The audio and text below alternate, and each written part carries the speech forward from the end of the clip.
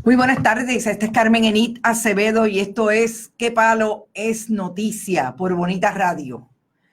Recuerden que estamos en Bonita Radio a las 5 de la tarde, el viernes y el lunes a las 7 de la mañana. Y yo quiero empezar esta transmisión hoy con lo que hace 10 o 15 minutos es lo nuevo en todo el asunto más polémico que ha habido en administración alguna, política en Puerto Rico, gobierno en Puerto Rico, con relación a la lealtad al pueblo o la lealtad al líder político. Y yo quiero que volvamos a escuchar las palabras del subsecretario de la Gobernación, Eric Rolón Suárez. Sin hablar del daño que esto causa a la imagen, estamos hablando de una falta casa de lealtad. Eso es más que suficiente para que cualquier mandatario pida la remoción de cualquier miembro de su equipo de trabajo, indistintamente la temporada. En el caso de Maldonado, no es porque quizás se haya desviado de lo que debió ser como funcionario, es que cometió una falta gravísima en cuanto a lealtad se refiere. Esa es la razón principal por la cual se remueve. Igualmente, no podemos permitir que haya en el gobierno personas que no sean leales al señor gobernador o a la administración central. Así que las acciones que él hizo fueron unas que denotaron, no penalizamos lo que digo, sino la forma y manera en que se realizó esa desinformación, que debió informarlo primero. Aquí estamos, esto es como una milicia, aquí hay una cadena de rango y el líder prioritario pues, debe saber la información para poder actuar. Eso fue lo que dijo Eric Rolón Suárez, gobernador, el pasado miércoles 26 de junio. Miércoles 26 de junio, hace 6 días. Nunca se había expresado el gobernador con relación a la lealtad, a lo que a todas luces, según la grabación, nadie se está inventando nada. Según la grabación, dijo claramente, Raúl Maldonado salió de la Secretaría de Hacienda porque no fue leal. El problema era uno de lealtad con relación al gobernador. Y esto es como una milicia. Aquí hay una cadena de mando. Hoy, hace por lo menos 15 minutos, el gobernador le dice al país, después de haber dicho en el fin de semana que no iba a volver a tocar lo que él denomina la novela de los Maldonado. Obviamente es un título peyorativo para tratar de establecer que eso no tiene importancia, lo que están diciendo tanto Raúl Maldonado padre como Raúl Maldonado hijo. El gobernador acaba de volver a hablar del asunto, a pesar de que ha dicho en 2 ocasiones que no va a hablar del asunto, y ha dicho, y voy a citar, cuando habló el subsecretario de la Gobernación de lealtad, se refería a la lealtad al pueblo de Puerto Rico. La lealtad no es a mí, yo soy pasajero. La lealtad es al pueblo de Puerto Rico. Vamos al contenido propiamente. Gobernador, eso no fue lo que dijo Eric Rolón Suárez.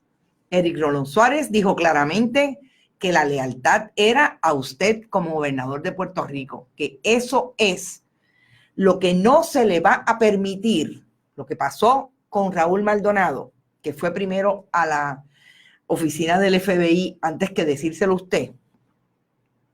Por lo menos eso es lo que ha trascendido públicamente y eso es lo que dice su administración. Dijo claramente que era un problema de lealtad. No mencionó al pueblo, no mencionó al país, no mencionó a los constituyentes, mencionó al gobernador de Puerto Rico, que en este caso es usted.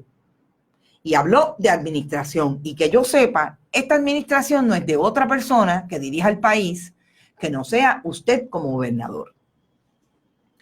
Por otro lado, el gobernador en esta misma alocución hace un rato hace referencia y trata de explicar lo que quiso decir Anthony Maceira, el director de la Oficina de Asuntos Públicos, cuando dijo volar cabezas. El gobernador dice que no quiso decir Anthony Maceira lo que dijo. Dijo específicamente, está intentando aclarar las expresiones que hizo el secretario de Asuntos Públicos, Anthony Maceira, exigiendo lealtad a los funcionarios.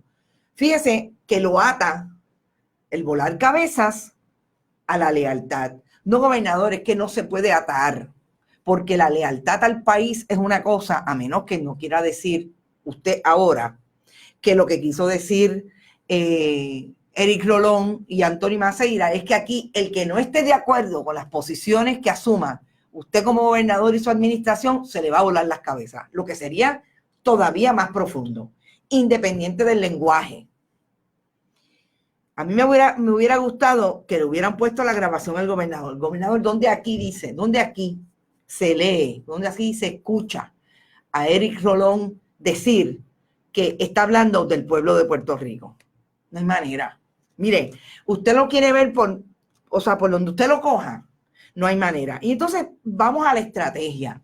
¿Cómo es posible que 6 días más tarde, que el país se ha cuestionado las palabras tanto de Anthony Maceira como las de Eric Rolón, que son sus funcionarios de confianza, que como dijo muy bien Anthony Maceira, y en eso estamos totalmente de acuerdo, y lo dijo correctamente, los empleados de confianza son de libre selección y remoción. Esa selección está hoy cuestionada, gobernador, pero por mucho, de toda la gente esa que está allí cerca. Y segundo, la libre remoción también está cuestionada, porque tan cerca como ayer está diciendo que Gerandi, el que está grabado, no lo grabó un popular, no lo grabó un independentista, no lo grabó un pelú de la Universidad de Puerto Rico, ni un comunista, lo grabó, lo más seguro, una persona allegada a su administración del Partido Nuevo Progresista, ¿verdad? Su administración política. Está grabado diciendo lo que hay que hacer para que los recursos internos y los recursos externos recojan dinero, y vamos a ver si ahora podemos probar cuál es el compromiso que tienen con la administración y con el gobernador, porque era su cumpleaños, no eran los 50 años del Partido Nuevo Progresista, no eran los 75 años de la primera vez que hablaron de la estadidad jíbara, no, era su cumpleaños. Esas personas, gobernador, son las que hoy el país está cuestionando si en efecto deberían estar donde están, empleados de confianza, de libre selección y libre remoción. Pero si la estrategia de hoy tiene algún cuestionamiento, por lo menos para las personas que hemos decidido hacer este trabajo de la comunicación y lo que debe ser, y hemos estado en algún momento en las esferas de la estrategia de comunicación. Gobernador, eso fue hace 6 días. Usted dijo que no quería hablar, pero vuelve a hablar del asunto. Yo no me quiero imaginar la gente que está alrededor del gobernador, que deben tener algo de estrategia y de alguna posibilidad de querer manejar esta crisis cuando escucharon al gobernador volver sobre lo mismo. Es que es injuria sobre ofensa. No solamente el contenido, es que la estrategia es nefasta, es que es mala.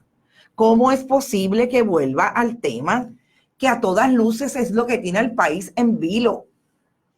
Hoy yo hablé con una persona que me dijo así tan tranquilamente, una persona que no tiene nada que ver con el mundo de la política, ni siquiera con el mundo de las comunicaciones.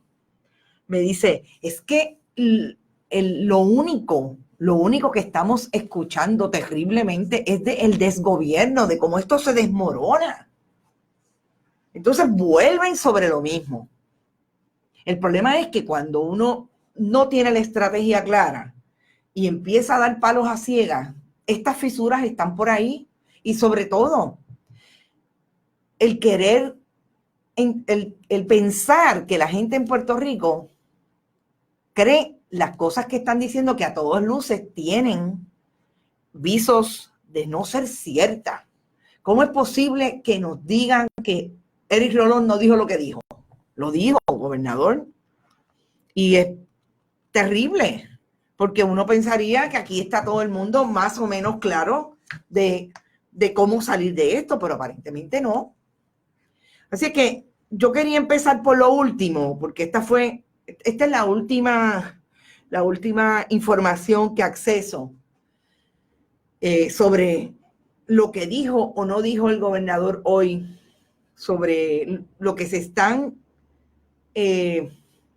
planteando en la esfera pública de un caso que a todas luces llevamos por lo menos 7 días en vilo de qué va a pasar ahorita, porque ya no es ni siquiera mañana, ya no es en 2 días, es qué va a pasar dentro de poco rato.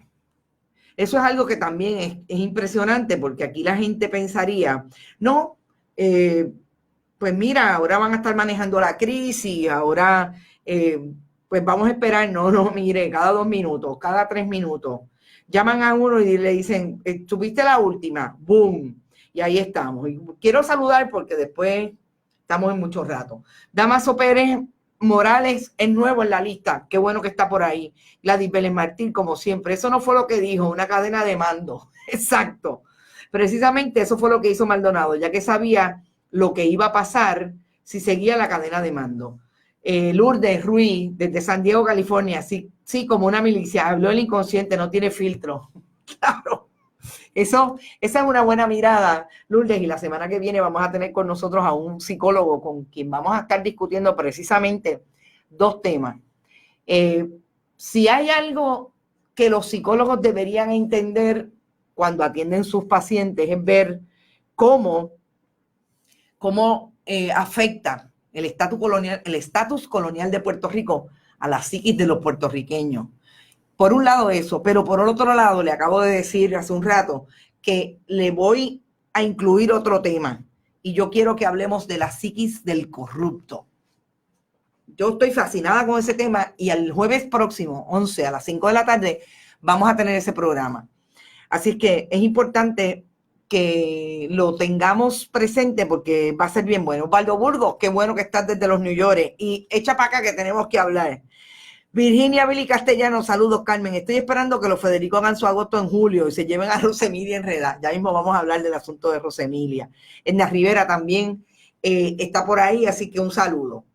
Bueno, Lili Burgos, Vivian Torres, oye, pero es que están todos, saludos Vivian, también están todos, Marta Acevedo también, Wanda Hernández. Vamos a hablar de, yo creo que ya saludé a todo el mundo, Javier Jiménez ya lo había saludado. Vamos a hablar de el asunto de el nombramiento del secretario de Justicia, Francisco Párez, un joven de 31 años. Yo confieso que es posible que, antes de, tengo que saludar a otras varias amigas. María Ortiz, qué bueno. Linda Agosto también está por ahí. Georgie Rizarri, estamos todos a fuego, Georgie, ya mismo me comenta. De Sibones desde la casa del ratón Miguelito. Esa es mi amiga que está por allá por Florida. Disfruta y que disfruten las nenas sobre todo. Vamos a hablar de Francisco Párez. Mire, yo escuché esta mañana a Francisco Párez. Primero que la foto y la manera en que él se conduce, por lo menos el perfil gráfico, la imagen gráfica, es mala porque él se ve demasiado joven y un poco asustado. Y pues uno podría decir, pues perfecto, eso es parte de ser una persona muy joven y es posible que no tenga experiencia. Que no tenga experiencia, sobre todo ante las cámaras. Pues eso, ojalá fuera eso. El detalle es que yo escuché a un joven e hice apuntes sobre las cosas que dijo, hablando precisamente el gobernador de a quién le responden sus funcionarios públicos. Lo primero que dijo este joven, cuando la colega periodista le preguntó sobre la decisión de la Junta de hacer un presupuesto que no incluya el pago del bono, fue: nosotros vamos a pagar el bono porque yo respondo al gobernador. Fíjese, gobernador. No dijo yo respondo al pueblo de Puerto Rico, yo respondo a los servidores públicos, yo tengo un compromiso. No, yo respondo al gobernador. Entonces, gobernador, si por la tarde usted va a decir lo que dijo con relación a la lealtad, se supone que los talking points de por la mañana estuvieran claro que aquí se va a hablar de servidores públicos a la lealtad al pueblo. Lo que pasa es que esas son las cosas que pasan cuando en efecto la gente a quien va a dirigir el discurso no se lo cree. Es que nunca se han planteado que se deben al pueblo de Puerto Rico. Siempre se han planteado que se deben al que le consiguió el trabajo de $150,000. Porque eso es algo que yo creo que vamos a tener que entrar incluso con el psicólogo. Es que piensan que están donde están porque tienen los estudios que tienen, porque tienen los contactos que tienen. Y si llegaron ahí, basta a favor para ser caro. Y si no, mire, aquí hay dos precedentes que son públicos.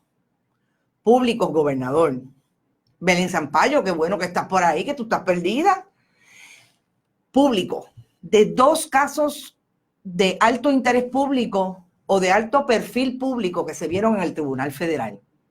Y uno de ellos fue el caso del Instituto del SIDA. Y allí hay dos comentarios públicos, gobernador, en caso de una secretaria que resultó convicta. Rey Derek Maldonado dice House of Cards, más o menos. Dijo que el problema es que ella no podía decir más de lo que dijo cuando la fueron a entrevistar, porque ella le debía ese trabajo a uno de los acusados. Segundo comentario del hijo de Ángel Corsino. En este caso, Ángel Corsino Maurás. El que juega con melao se lambe los dedos. Entonces, cuando uno ve estas manifestaciones de estos jóvenes que entran a la palestra pública, se cuestionan de qué están hablando. De que obviamente ellos tienen que ser leales al que les consiguió el trabajo y al que se los dio, porque obviamente ellos fueron leales al partido. Cuando todos sabemos que quien jura a la función pública, jura la Constitución y jura ser leal al pueblo de Puerto Rico. Así es que a mí me preocupa muchísimo que el gobernador quiera cambiar el discurso de Eric Rolón, pero realmente no tiene que cambiar el discurso, gobernador. Lo que tiene que cambiar su administración es el chip. Este no es el partido, chicos y chicas. Esto es el pueblo de Puerto Rico. Somos gobierno. Allá le dábamos al comisionado de barrio que nos ayudaba a conseguir esto. Aquí le damos a todo el mundo, porque todo el mundo es pueblo de Puerto Rico, independientemente de si son populares, independentistas, PNP, comunistas, ateos. Eso es fundamental en cambiar el discurso. Otra cosa que me parece importante de lo que dijo, y de hecho yo creo que se expresó bien, pero llevaba un libreto, pero mire, que eso era, o sea, le dijeron, este es el libreto, te lo aprendes, miras a la cámara y lo recitas. Eso estuvo súper claro, lo hizo. El problema es la imagen, primero de nervioso, estaba parece que mirando al de los talking points, que era una persona obviamente que estaba fuera de cámara, y ahí pues una podía ver que estaba siguiendo lo que le estaban diciendo. Por otro lado, dijo que el tono ético, dirigiéndose a los empleados del Departamento de Hacienda, el tono ético se establece desde la alta gerencia. No, Francisco Párez. El tono ético de un empleado público, mire, el mamotreto debe ser, vamos a coger la demanda de la fiscal Carmen Márquez a uno de los escritos de la fiscal Carmen Márquez en el caso contra Rosemilia Rodríguez y el Departamento de Justicia de Estados Unidos. Mire, el mamotreto es mucho más grande que esto. el código de ética del servidor público que a usted se lo dan cuando llega al servicio público. Digo, yo no sé si lo están repartiendo en esta administración, pero eso es pero fundamental. Usted firma, jura, aquí está, ley de ética, léetela. No se establece desde la alta gerencia.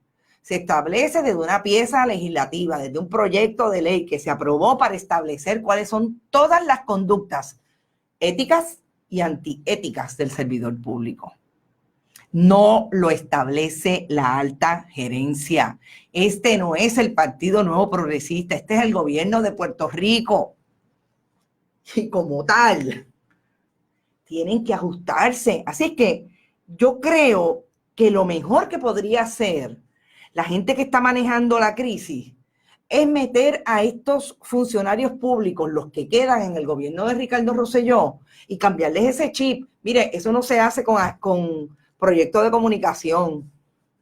Lamento decirles que eso se puede hacer. Eso se puede hacer con un cambio de paradigma que supone usted meterse a cuestionar de esa gente, de dónde sale tu visión de ética, de dónde sale tu visión de lealtad. O sea, eso es un proyecto que puede durar mucho. Así que yo no creo que esto lo salve ni COI, ni el mejor, ni Scandal, ni el equipo de Scandal puede salvar esto. Yo creo que aquí hay un elemento de una tragedia profunda en la manera de concebir el gobierno de Puerto Rico. Y quienes llegaron a dirigir el gobierno de Puerto Rico están en esa línea. No es casualidad. Lo otro que me parece que deberíamos comentar. La compañera periodista le cuestionó a Francisco Párez si el reclutamiento de Manuel Díaz Saldaña, ex secretario de Hacienda de la administración Pedro Rosselló González, del padre de Ricardo Rosselló, es un reclutamiento que le impusieron o es de su selección. Él dijo así, muy ofendido, no, Manuel Díaz Saldaña es mi amigo, es una persona que yo aprecio, es mi maestro. Mire, yo estoy segura que Pedro Rosselló González ya le dijo a Ricardo Rosselló que Manuel Díaz Saldaña era la persona que tenía que buscar. Porque el problema del banco de talentos de Ricardo Rosselló es que está vacío. Nadie quiere asomarse. Así como yo sé que muchos de los identificados en el alegado esquema de corrupción múltiple que hay en el gobierno de Puerto Rico han tenido problemas para conseguir abogados, estoy segura que el banco de talentos de Ricardo Rosselló está vacío y quedan 1 año y 4 meses o 5 meses para terminar el cuatrienio. Y eso quiere decir que o se acerca a la gente que es leal todavía a Pedro Rosselló y que tienen capacidad para manejar una agencia como es la Secretaría de Hacienda, la principal agencia financiera del Estado, en momentos en que el país está en quiebra y que hay una Junta de Control Fiscal que dirige todos los proyectos relacionados a las finanzas, alguien tiene que ayudar a Francisco Párez. Y que conste, yo no estoy cuestionando si Francisco Párez tiene la capacidad o no de hacer su trabajo en lo que estudió, finanzas, administración, contador público autorizado. Pero dirigir una agencia, dirigir el gobierno de Puerto Rico, dirigir una agencia como la Secretaría de Hacienda, no es tan sencillo. Y hay un antecedente en la historia, en términos de la historia gubernamental de Puerto Rico, en términos de la juventud de Ricardo Párez. 31 años. Y yo quiero traer esto porque me parece que podríamos estar hablando más tarde y darle más profundidad a esto. Nunca voy a olvidar que Puerto Rico tuvo, en un momento dado para allá, para el 1991-92, a un jefe del Banco Gubernamental de Fomento que venía de ser asesor del gobernador Rafael Hernández Colón, y que todo el mundo que estaba cerca, en aquel momento yo estaba en el periodismo empezando a trabajar en El Nuevo Día, pero mis maestros, en aquel momento 92, yo tenía 28 años, mis maestros en el área de la cobertura de la política, de la cobertura de la fortaleza, de la cobertura de la legislatura, María Judith Luciano y compañía, eran las personas a quien yo escuchaba ir precisamente a hacer este trabajo de análisis con relación a lo que estaba pasando en el gobierno y quién era quién en el gobierno. Y siempre me llamó la atención, poderosamente la atención, el respeto que le tenían a José Berrocal, que en aquel momento era una persona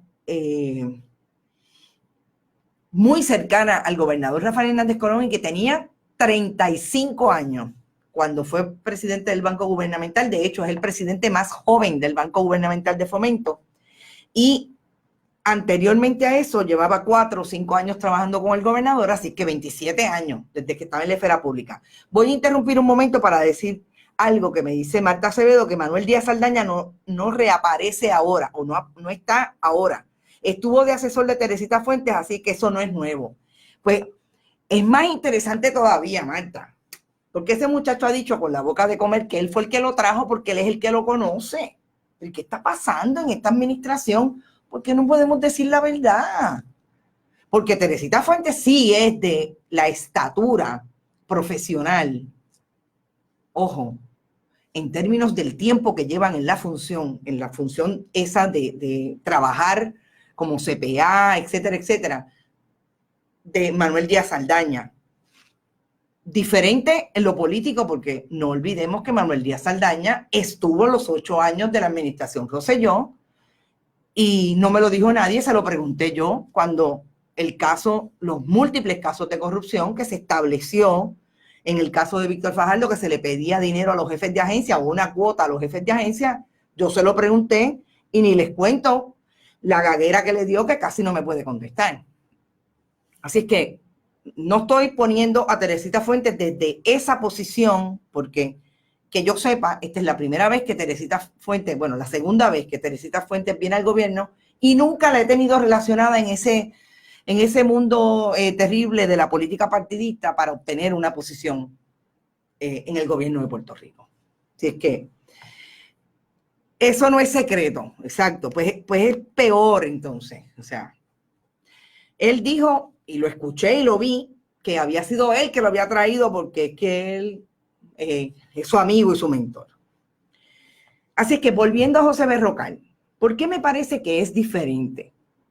Porque en aquel momento, de todo lo que yo atendía en términos de cómo se dilucidaban los asuntos políticos y cómo era la ejecución de los jefes de agencia, en el caso de Berrocal, un asesor del gobernador, antes de ser presidente del Banco Gubernamental de Fomento, era bien diferente. Y yo creo que era bien diferente, y todos, se lo voy a preguntar también al psicólogo cuando venga, todos podemos decir, no son los mismos 31 años en el siglo XXI a los 35 años en el siglo XX. Casi 20 años atrás, más de 20 años atrás, casi 30 años atrás. Yo creo que esa es la diferencia. La diferencia es, ¿están estos jóvenes dispuestos a recibir la sabiduría, a sentarse, primero a plantearse que tienen que cambiar el chip, que ellos no son leales al gobernador, que tienen que ser leales al pueblo de Puerto Rico? ¿Están dispuestos a hacer ese cambio? ¿Están dispuestos así? Obviamente usted tiene una estrategia y usted la va a ejecutar, a ir reconstruyendo la credibilidad, no a base de lo que ellos entienden está bien, a base de lo que el país necesita en este momento, y es que le den la seguridad de que las cosas allí se están haciendo bien. Lo primero que me parece que fue un error que dijo Francisco Párez es que no hay ninguna mafia institucional en el Departamento de Hacienda. Cuando lo confrontan con el hecho de que Teresita Fuentes también le dijo al gobernador que le preocupaban ciertas acciones en el departamento, Francisco Párez dijo, yo trabajaba con Teresita Fuentes y ella a mí no me dijo nada. O sea, volvemos. De eso es lo que estamos hablando. Si es joven o no, yo no tengo problema. O sea, la juventud puede significar algo que en este momento, más que la juventud, es la experiencia. Es la visión de mundo. Mire, es la inteligencia emocional. Resisten estos jóvenes la presión de trabajar en un momento en que el país no necesita de un secretario de Hacienda, necesita mucha gente alrededor para hacer un trabajo que verdaderamente le dé tranquilidad al país de que hay gobierno. Alguien se sentó en una mesa parecida a esta y les dijo, esto no tiene ni pies ni cabeza.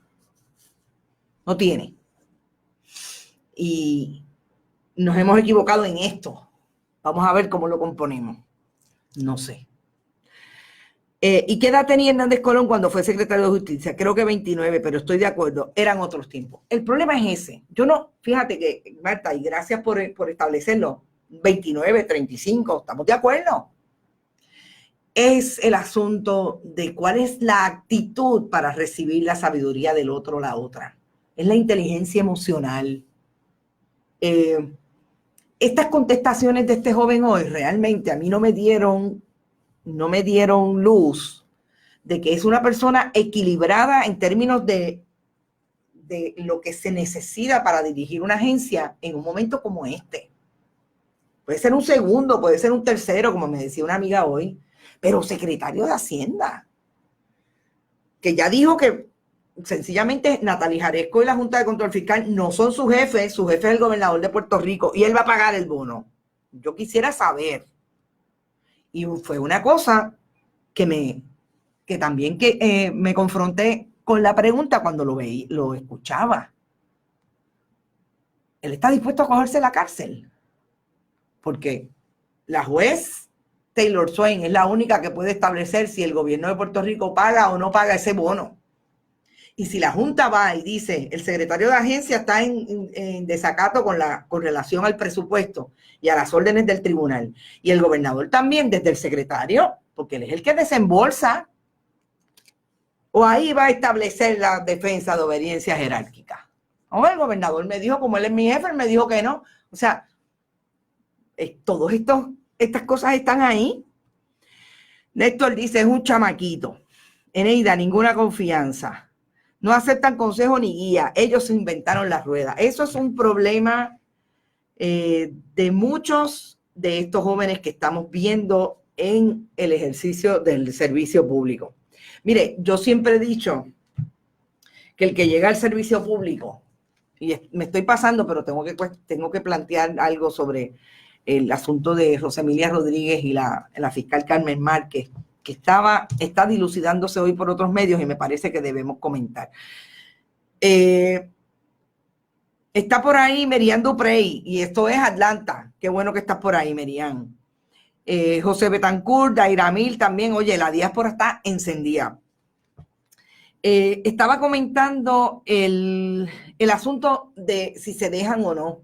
Ellos se inventaron la rueda. Ese es el problema. Decía, para terminar el tema, el gobierno de Puerto Rico es por donde se dirigen, bueno, cualquier gobierno es desde donde se dirige la vida de un país, ¿verdad? Porque tiene que haber un gobierno para que alguien pueda llevar las diferentes áreas y pueda haber un proyecto, ¿verdad? Que en este país podemos estipular que no hay ninguno, pero vamos.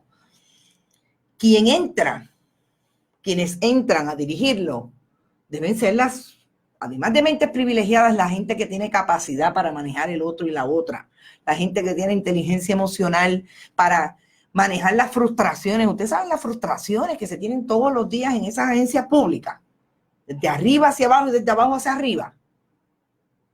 Yo creo que eso es lo que le falta a estos jóvenes. Y lo último que quiero decir, y lo comentan, me lo comentó alguien en un principio, y yo quisiera comentarlo aunque sea breve. Hoy sale a relucir que la fiscal Carmen Márquez Marín, a quien conocí cuando estuvimos en la cobertura del Tribunal Federal, vuelve a demandar al tribunal, al gobierno de Estados Unidos, en este caso al Departamento de Justicia, por lo que ella entiende son actos discriminatorios y en represalia por las acciones que ella ha tenido que llevar en contra de la fiscal Rosemilia Rodríguez. Ya mismo, voy a interrumpir para comentar esto. Díaz Saldaña había mantenido un contrato como consultor administrativo de Hacienda desde abril del 17, pero había renunciado en marzo luego que el gobernador designara a Maldonado Gautier a manejar la agencia tras la renuncia de Teresita Fuentes. Ahora, a días de la destitución de Maldonado, Díaz Saldaña retornará a Hacienda. Eso es importante porque eso le dice a una, dónde están los lazos. Así es que esto, mire, esto está empezando. Eso lo vamos a seguir comentando. Lo que a mí me parece importante del asunto de Carmen Márquez versus William Barr, el secretario general de Justicia de Estados Unidos.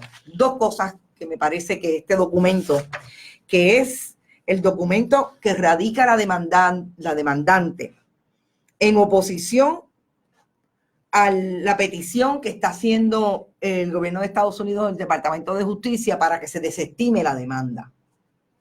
Eso quiere decir que el departamento insiste en que no hay ninguna razón para ninguna controversia de hechos para que se vea este asunto y que en esta etapa se debe desestimar. Dos cosas importantes a mi juicio que son las más graves y porque tienen vinculación con lo que está pasando ahora en términos de los casos de corrupción pública que pudiéramos estar viendo en el Tribunal de Estados Unidos en Puerto Rico. Que este documento plantea, y como a modo de referencia, de contexto, tengo que decir que esta no es la primera vez que Carmen Márquez va. Ya en el 2002, cuando la despidieron de la fiscalía, ella inició un pleito que ganó y logró la restitución. Una vez la restituyen, entonces que empiezan otra vez las alegaciones de ella en esta segunda demanda a discriminarla. Y dice dos cosas importantes. Que el juez que vio este asunto cuando ordenó la restitución fue severo en contra de la Fiscalía de Distrito en Puerto Rico, estableciendo que el Departamento de Justicia de Estados Unidos, Fiscalía de Distrito en Puerto Rico, era rebelde, era temerario con relación a esa restitución. O sea, no querían restituirla a punto. Eso habla del carácter de la gente que está administrando. Y contra esas imputaciones, contra esas personas son las imputaciones de esta fiscal. Pero vamos a ir exactamente a una parte en la página 8 que establece quién es el equipo ejecutivo de la fiscal Rodríguez en aquel momento de las alegaciones. Y lo habla como los jugadores en el asunto administrativo en la Fiscalía Federal.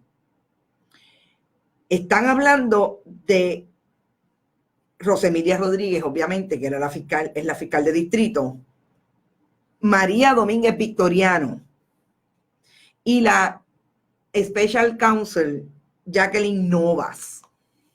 José Capó Iriarte, hoy jefe de la División Criminal. ¿Por qué a mí me parece que esto es importante? Porque nosotros vamos a ver así como en una demanda civil, y habla, mire, este documento es fascinante, las cosas que dicen, porque no es solamente esta demanda. Rosemilia Rodríguez tiene otras demandas donde se hacen las mismas aseveraciones o aseveraciones parecidas con relación a unos hechos distintos en términos de cuál era el ambiente que se daba en esa fiscalía con relación a estos administradores. Hoy, José Capó Iriarte sería la persona que iría en relación a los nuevos casos de corrupción pública que puede bajar pronto de un gran jurado. María Domínguez Victoriano es la abogada de Julia Keller. Fue fiscal, hoy es la abogada de Julia Keller. Jacqueline Novas es a mí me dijeron de las múltiples veces que he llamado para la petición de entrevista con la fiscal la fiscal Rosemilia Rodríguez, me dijeron que era la encargada de administración, o sea, que ella es la fiscal que está a cargo de todo lo que tiene que ver con administración, entre otras cosas, las peticiones, o sea, ella es la supervisora de Limari Llobet, que es la oficial de prensa de la Fiscalía Federal. Estas son la gente que se podrían enfrentar, fíjese, María Domínguez de abogada de una posible acusada, no sabemos, por lo menos es una investigada. Julia Keller, ex secretaria de Educación, con estos otros fiscales que están todavía allí, que tendrían algo que decir, sobre todo el jefe de la división criminal. Y estas son la gente que están identificadas en estos pliegos de este documento que fue radicado el pasado 27 por la licenciada Judith Berkan, pasado 27 de junio. Estas son la gente que se van a enfrentar, unos aquí y otros allá. A mí me parece que esto es algo como lo que se plantea en tantas otras áreas, que se conoce como el incesto, ¿verdad? Que está todo el mundo en algún momento en diferentes bandos y yo quisiera, sin llegar a ninguna conclusión, porque obviamente no puedo llegar a ninguna conclusión, que lo miráramos desde cuál va a ser, qué es lo que va a pasar con esto versus lo que va a pasar con los casos que vienen o vendrán. Porque yo creo que no es casualidad, ¿verdad? Y no es casualidad que estemos viendo unos mismos protagonistas de un escenario difícil para una fiscal que incluso tiene afecciones de salud y que ha sido una brava, porque mucho de lo que aquí se lee es lo que está pendiente de si la mayor parte de la gente que trabaja allí no ha estado necesariamente en el grupo selecto de la administración y han tenido problemas iguales y nunca han dicho nada. Esta joven, porque es una joven fiscal, yo creo que incluso, o sea, tiene menos de 54 años, estoy segura.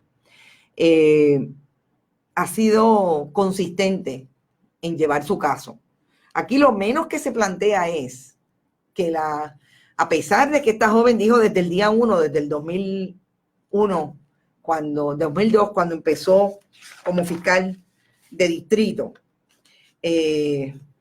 como fiscal en el departamento, dijo que no iba a haber un caso de pena de muerte porque ella se opone a la pena de muerte por razones religiosas y morales. Lo primero que hicieron fue asignarle un caso de pena de muerte, y hay un reglamento en el Departamento de Justicia de Estados Unidos que dice que no podían hacerlo porque el fiscal que traiga o levante ese asunto está protegido y no lo pueden obligar. O sea, son decenas de alegaciones que realmente a cualquiera le paran los pelos de punta.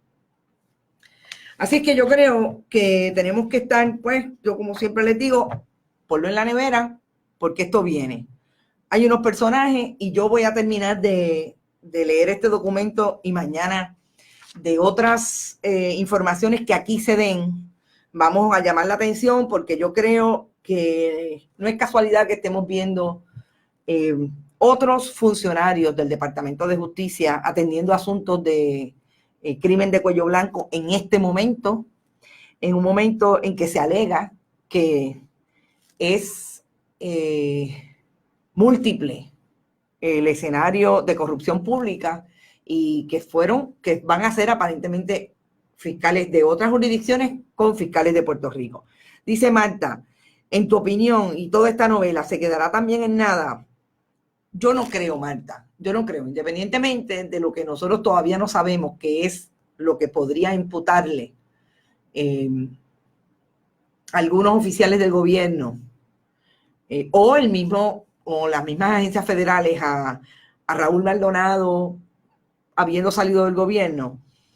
Yo creo que aquí hay demasiadas cosas en proceso y yo no creo que nada se va a quedar en nada.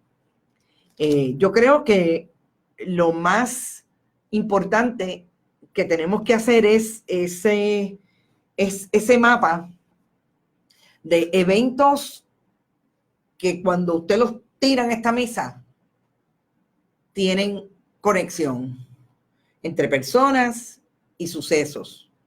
Eso mismo que hemos hecho hoy. Vamos a leer bien las palabras de uno versus las del otro. Y lo mejor que tiene esta época de las comunicaciones es que todo está aquí, todo pervive en la red. ¿Cómo fue tan rápido que yo pude buscar el audio de Eric Rolón versus lo que dijo el gobernador hoy? Usted lo cuadra. Y yo estoy bien clara que necesariamente la gente no puede hacer ese trabajo. Por eso es que tienen que haber medios de comunicación, por eso es que tienen que haber periodistas que asuman la responsabilidad que tenemos con el país, y es traerle la información con contexto, historia, quién es quién. Que ustedes no necesariamente recordaban a Berrocal. Pues mira, yo creo que había que traer a Berrocal hoy, porque esta no es la primera vez que nombran a un joven a una posición de esa envergadura, pero hay que hacer la salvedad. Son situaciones idénticas, son personas que generacionalmente podemos decir que están aptas hoy versus hace casi 30 años. No sé. Así es que eso es por hoy. Tengo más, pero bueno, me pasé por 20 minutos y ya mismo la producción me dice que estoy mal. Así es que no se olviden que mañana es otro día, que es bien importante que compartan los contenidos de Bonita Radio. Que hoy me dieron algo de lo que está haciendo la página y créanme, va a ser súper dinámica. Va a ser mucho más fácil que ustedes se relacionen con los contenidos, además de los contenidos que tenemos en vivo, que se relacionen con todo ese proyecto que estamos haciendo para que se pompeen y patrocinen nuestro trabajo. Los contenidos compartidos va a haber como hay ahora, pero yo estoy segura que va a ser mucho más ágil cuando esa página esté lista, en las áreas donde vamos a procurar que usted done y comparta algo. Mire, siempre algo es bueno. Con Bonita Radio, organización sin fines de lucro, para poder seguir gestando este proyecto y mantenernos. Así es que nos vamos por hoy. Mañana es otro día. Mañana es miércoles 3.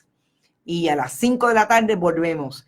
Si hay algo que amerite interrupción, usted sabe que siempre tenemos una sección que se llama Esto es lo último, y me verán por ahí. Así que éxito, nos vemos mañana y recuerden, somos tu norte. Bonita Radio, somos tu norte. En las buenas y en las malas, en las tristezas y en las alegrías, siempre periodismo. Hasta mañana.